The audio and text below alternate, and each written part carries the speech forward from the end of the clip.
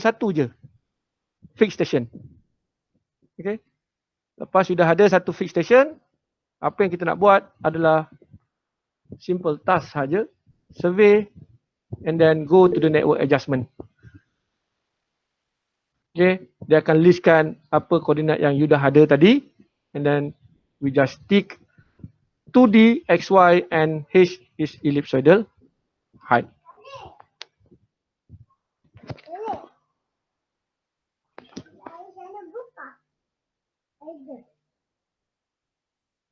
Okay, ada soalan tak?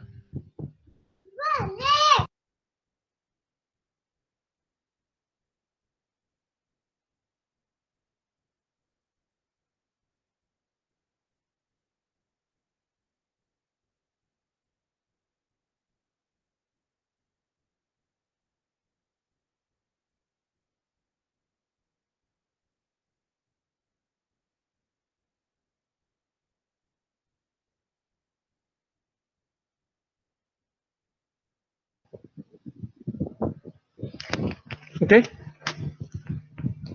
Sudah tickkan dua parameter ni, 2D and ellipsoidal height, and then we click adjust. Okay. You can see here your report reference factor error is 0.38, and then your chi-square test 95% 95% interval confidence level is fail, degree of freedom 24. Why fail? This is just for, ini menunjukkan you punya statistical untuk koordinat you fail. Okay.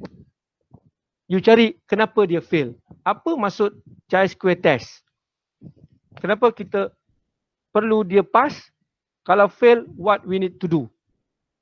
Okay. You explain pada saya, dalam manual TBC juga ada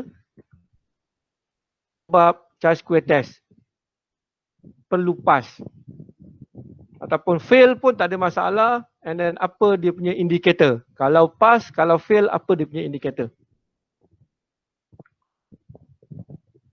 Okay, you can see also dia punya report dalam network adjustment report. Rasa you tak dapat tengok network adjustment report.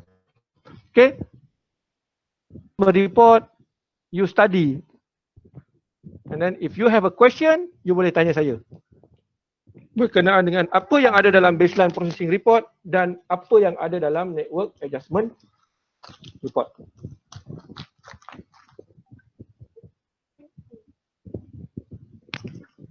Okay, ini adalah apa yang kita buat di dalam minimum constraint. Kalau kita kata kita buat maximum constraint, for example kita ada, ataupun over constraint, kita ada dua station, you clearkan balik adjustment. Okay, contohnya quarter.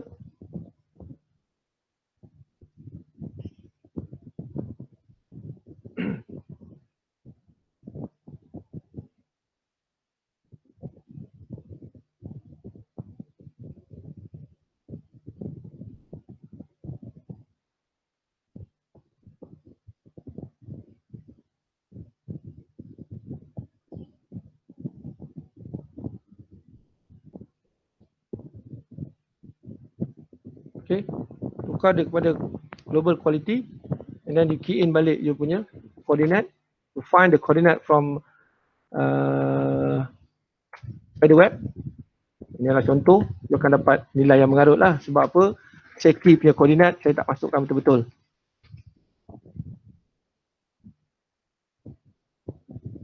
Okay,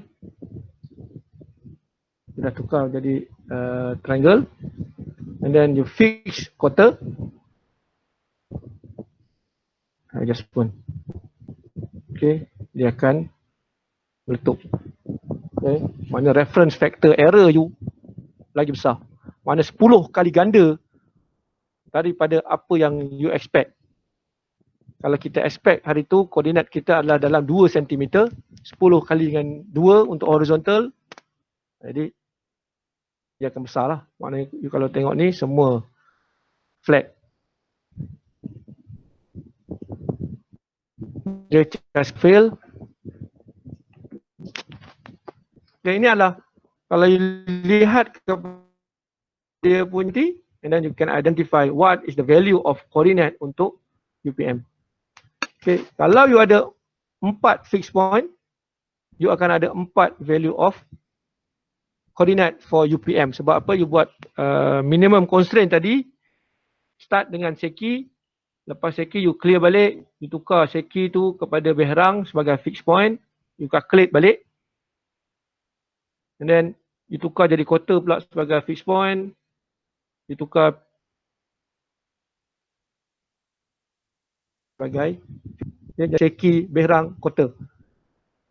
Walaupun seki ni dah ada you punya existing coordinate, and then you compare daripada setting you set PDIC as a control station, you jadikan dia sebagai fixed point, you buat adjustment, you dapat nilai baru untuk seki, nilai baru untuk seki you compare dengan previous value, you akan dapat tahu berapa accuracy untuk point tersebut.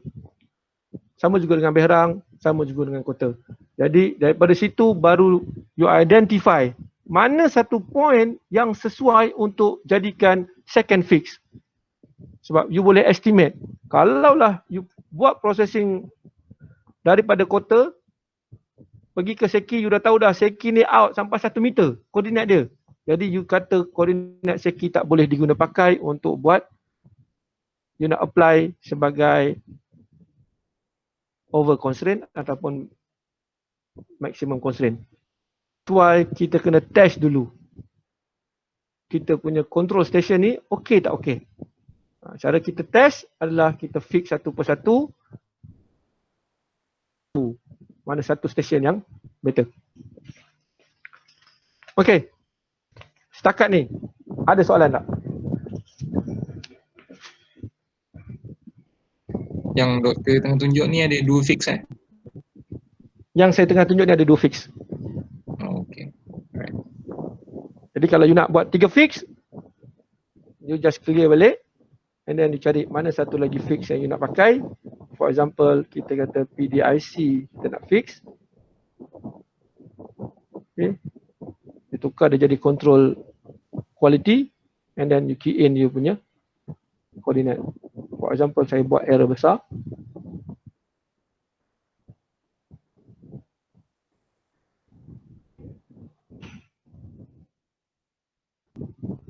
Yang ni dah masuk PDIC and kita buat adjustment, dia akan lagi teruk error dia.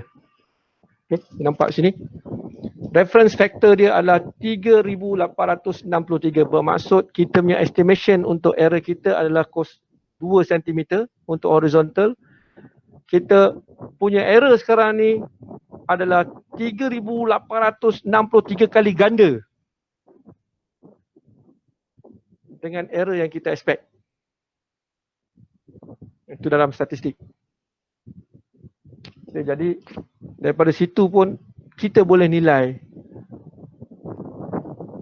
kita punya adjustment ataupun kita punya coordinate tu bagus tak bagus.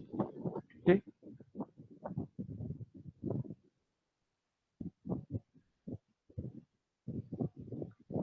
Ada soalan tak?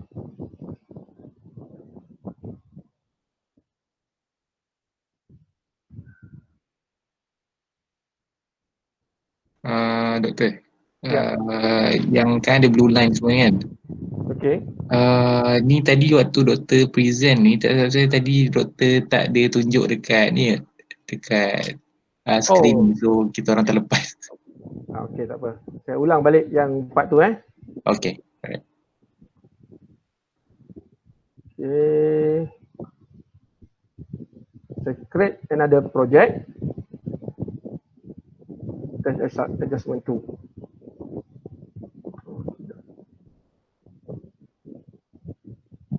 Okay. new project baru.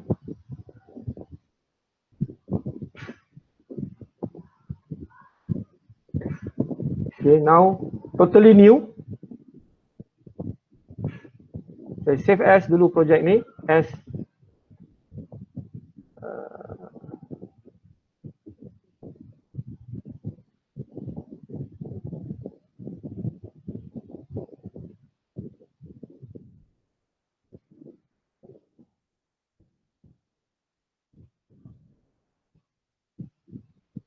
okay, now I create new project.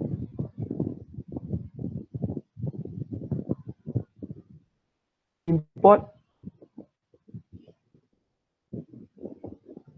Kita cari balik dekat mana projek yang lama. Sebab before this you buat dalam test 1. Sekarang ni kita cari balik test 1. Okay. You create, before this you dah create you punya independent baseline. And then you export as a TDEF. Kalau you ingat balik, last week, you dah proses, you dah select satu independent baseline, satu bentuk. For example ni. Okay. You dah export baseline ni ke dalam format TDF. Sekarang ni you tarik balik TDF pakai new file. Okay, yang ini adalah satu file baseline. Yang ini adalah another file baseline. Sebab saya last week saya buat 2 saja. Jadi ada 2. You mungkin ada 10, you mungkin ada 20, you mungkin ada 30. Jadi you kena tarik ke 30 masuk ke dalam satu file. File yang baru you buat ni. Barulah you buat minimum constraint. You cari satu koordinat and then you buat adjustment.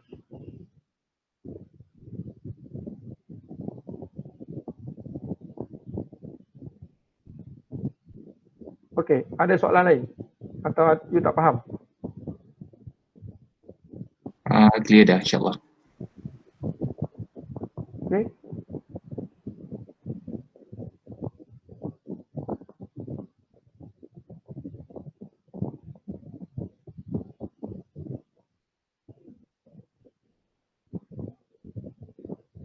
Okay.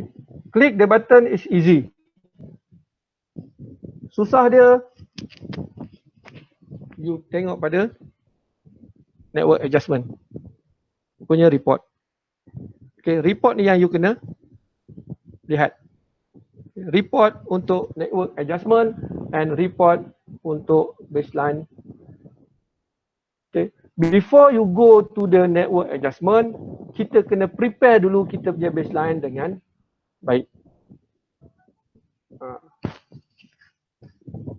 Itu benda paling penting. Kalau baseline you cantik, you punya network adjustment tak ada isu apa-apa. Okay. Sebab network adjustment just distribute the error using you punya fixed coordinate.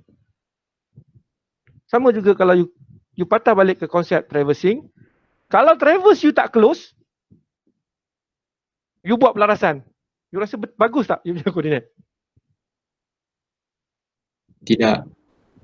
Jadi benda yang sama. Maknanya kita kena relate balik dengan kerja survey yang biasa kita buat. Yang biasa you buat. Kalau you buat traverse, you punya bearing and distance salah. Maksudnya dalam konsep GPS, you derive you punya vector ni, the blue line ni, tak betul. Terbesar. Bermaksud vektor you tak. Jadi hasil yang terjadi nanti kalau you fix dekat UPM, koordinat untuk vektor for Behrang daripada UPM ke Behrang is wrong. Maksudnya daripada sini ke sini dah salah. Nanti daripada Behrang bawa pula ke Bentong. Jadi dia punya error akan kumulatif. Jadi dia akan distribute error you. Sepatutnya seki ni bagus, jadi seki ni tak bagus sebab apa? Dia dah distribute error yang ada pada vektor yang ini. Jadi benda yang paling mustahak yang you kena betul-betul filter, betul-betul detail processing adalah dalam baseline processing. Okay. Untuk network adjustment, dia hanyalah statistical analysis sahaja, numerical analysis sahaja, yang mana kita nanti, saya tunjuk you macam mana kita nak bagi kita punya client impress. Oh, seolah-olah kita punya yang chi-square test ni daripada fail jadi pass. Just kita trick dia dekat statistical analysis. Kalau client you tak faham langsung pasal statistical analysis, tak ada isu. Sebab apa? Kita nampakkan dia tak fail daripada segi statistik. Tapi apa yang kita perlu tahu adalah kita punya statistik sepatutnya fail, tetapi accuracy yang kita dapat, dia mungkin chi-square test ni fail, tetapi accuracy yang kita dapat meet apa yang kita perlukan. Jadi you punya tugas hari ni dapatkan maklumat tentang chi-square test.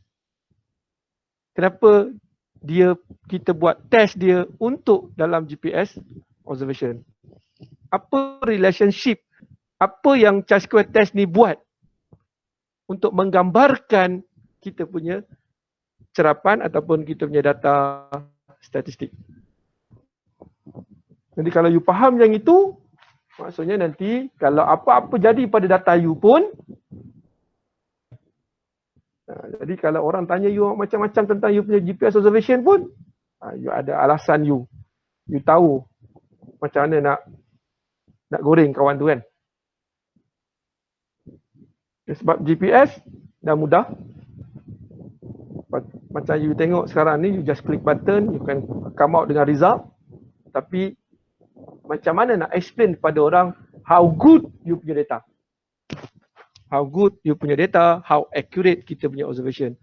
That's why kita nak ambil duit daripada poket orang kan. Satu point ni nak ambil dia lebih kurang 3,200 ni. Tapi kerja dia cerap sejam, balik rumah you proses. And then you dengan result. Jadi macam mana nak bagi tahu dia nilai yang dia bayar pada kita berbaloi dengan apa yang dia dapat. Jadi you kena pandai manipulate you punya statistical analysis untuk menunjukkan bahawa benda ni is not easy to do. You kena buat banyak filtering, you kena buat banyak pembacaan untuk dapatkan dia punya accuracy. Ni dalam market, kebanyakannya commercial software, easy to use. Klik, semua akan keluar warna biru. Sebab apa dia nak warna biru? Sebab dia akan trick kita dekat statistical analysis. Sebab baseline processing ke, network adjustment ke, dia akan main dengan statistical analysis. How untuk gunakan data yang sedia ada, walaupun dia tak bagus tetapi nampak macam bagus. Kadang-kadang you gunakan alat Trimble, you proses kat Trimble is good. Okay. Kalau you ada TBC yang lama, for example now saya gunakan TBC 5.0. Maybe you ada TBC 3.1. Mungkin you ada TBC ataupun TGO 2.6. You boleh compare. Kenapa software yang developer yang sama tetapi keluarkan result yang berbeza. Belum lagi you kata you buat proses, you cerap pakai Trimble, you proses pakai Trimble, you convert to Rhinex and then you proses pula menggunakan Leica Ski Pro ataupun Infinity sekarang ni. Data yang sama juga ke Magnet Tools. You proses pakai Magnet Tools. Kenapa result Magnet Tools dengan Trimble result dia tak sama? Vektor yang dia keluarkan tak sama maybe. Benda-benda tu yang you kena tahu. Dan kita kena strong. Daripada segi reporting dia, you kena baca balik report. Dan sepatutnya apa yang kita kena belajar adalah what is the back end of this processing. Okay, benda ni dalam subjek geodesi mungkin tak ditekankan terlalu banyak. Jadi dia based on you punya, you kalau kita nak something, you akan usaha untuk dapatkannya. Kalau you nak belajar dalam satu subjek, I think agak berat sebab kita kena cover banyak benda. Tapi kalau you nak deep understanding, you boleh jumpa saya personally and then you boleh proses and then kita boleh discuss in detail apa yang sepatut you tahu. Okay. Yang ni commercial software. Kalau you nak tahu, you proses gunakan article lib. Sebab article lib dia tak ada network adjustment. Dia akan fokus kepada baseline processing saja. Dan dalam article lib dia tak buat nampak bentuk network ni. Triangle. Dia akan keluar one by one. UPM ke Berhang. You save. You proses pula UPM pergi ke Banting. You save. Berhang pergi ke Banting. Another file. Jadi you akan collect satu baseline. Baru you gabungkan dalam another third party, kita panggil adjustment software. Contohnya yang biasa pakai adalah Starnet. Gunakan Starnet untuk buat pelarasan terhadap baseline tadi. Tapi commercial software dia combine together. Jadi yang hari ini saya terangkan kepada you adalah independent baseline processing technique. Okay. Yang mana ini adalah kaedah terbaik sebab apa? Berhang tadi daripada UPM ke Berhang, you akan dapat koordinat Berhang satu koordinat. Kemudian saya buat pergi Berhang, pergi Bentong dan seterusnya untuk koordinat Berhang another coordinate. Dua koordinat you dah ada redundancy. You ada 10 koordinat, you ada 10 redundancy. Jadi itu lagi bagus sebab apa? You tahu koordinat yang you dapat ada 10 koordinat dan dia dapat konsistensi ataupun dia dapat precision yang bagus. Kalau dia dapat nilai yang sama, lagi bagus. Jadi network adjustment tadi daripada 2 koordinat dijadikan 1 koordinat. Kalau you ada 100 baseline, daripada 100 koordinat yang dia determine, yang you dah proses gunakan baseline, sekarang ni dia jadikan 1 koordinat. Jadi you dapat buat analisis dengan banyak. Dan barulah kita confident hasil kerja yang kita buat adalah precise dan accurate. Itu yang paling penting. Ni kalau klien tanya kita pun kita goyang, jam lah. Jadi sini saya minta kalau boleh you explore lebih sikit dalam baseline processing. Dia punya graph yang berlaku, residual yang berlaku, and then baru kita buat network adjustment.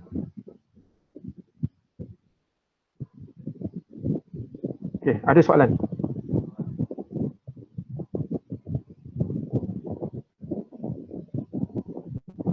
Apa senario? Ada soalan? Tak ada doktor. Kalau tak ada soalan, you continue dengan you punya kerja. Alright. Continue you punya processing. If you have any question, you boleh bagi tahu saya. Okay, hari Jumaat ni punya kelas ada macam biasa. Raya doktor. Tanya. Saya akan bagi you tengok video je, tak ada masalah. Tapi you kena attendance tetap kena ambil. Alright. You login you punya apa ni? Nanti saya akan buat Google Form lagi. You isi Google Form and then you tengok video. Alright. Okay? Okay. Soalan kita tangguh kelas. Kita jumpa lagi lepas raya. Jumaat ni memang saya suruh you tengok video je. Jadi kita jumpa lepas raya lah. Alright. Okay, Assalamualaikum warahmatullahi taala wabarakatuh. Thank you doktor. Alright.